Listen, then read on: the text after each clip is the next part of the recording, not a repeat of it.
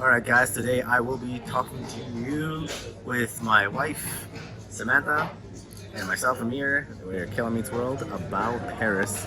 Things that surprised us about Paris.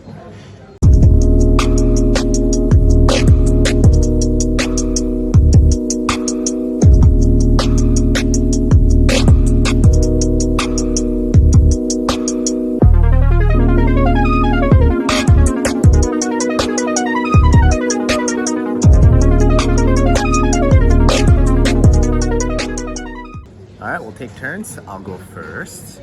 So the first thing I was very surprised about Paris is that there's a lot of smokers here, man. Everyone left and right is smoking. Even every restaurant, they always have these things here.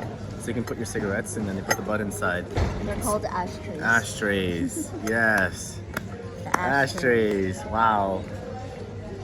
Wow. Anyways, smoking is very common. It's like a cool thing. Even I'm like, oh my god, I feel like I should smoke in Paris. Yeah, it's that bad. Like it's a really social thing here. It's like it's cool to smoke. It's like a status thing too. Like, oh, I'm pretty cool. I smoke. More so than Canada. All right, your turn.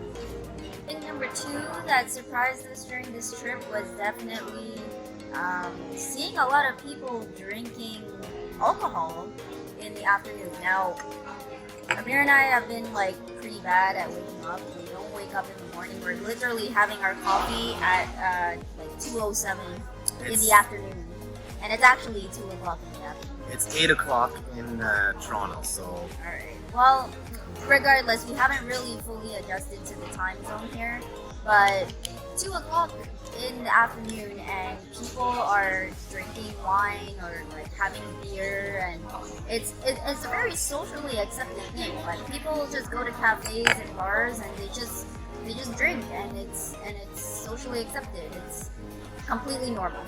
So that was something you don't really see often in Toronto, and something that's very common here. Yep. And I guess just to add on that, people here like to have their fancy coffees.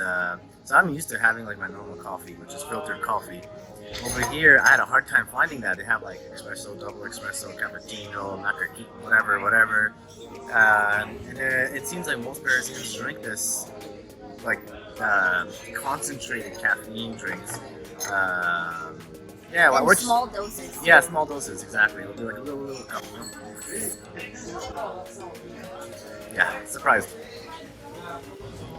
Well, another thing is that I thought Toronto has a very simple layout, very straightforward streets. You know, it's a grid, kind of like New York, and like most streets are both ways and easy to drive around. When I get to Paris, there's like intersections with like 8 like Arc de Triomphe.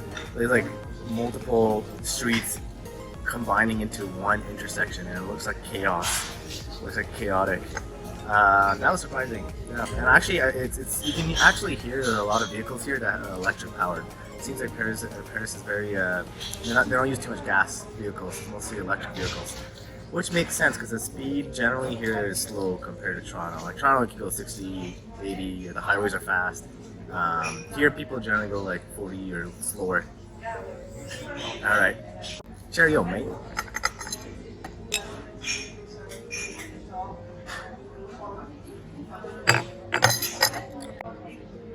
Alright, I'd say another thing that surprised me about Paris is that Euros don't really have too much power here.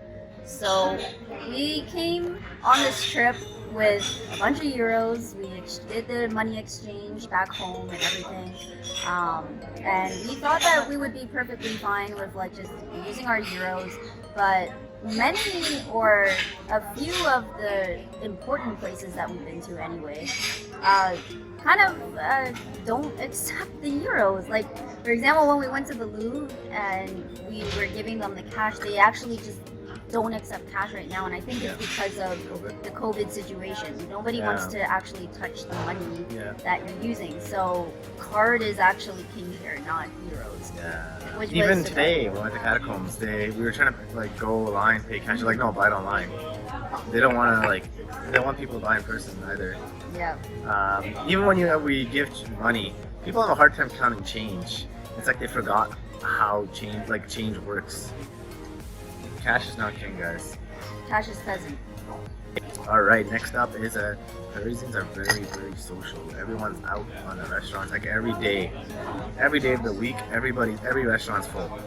Yeah, All I the don't time. imagine that's like mostly tourists like ourselves. I think it's like truly the locals around the area, or like people coming to eat lunch after work. They like grab a glass of wine with their coworkers and Like every day. just chill. They smoke, like all that stuff.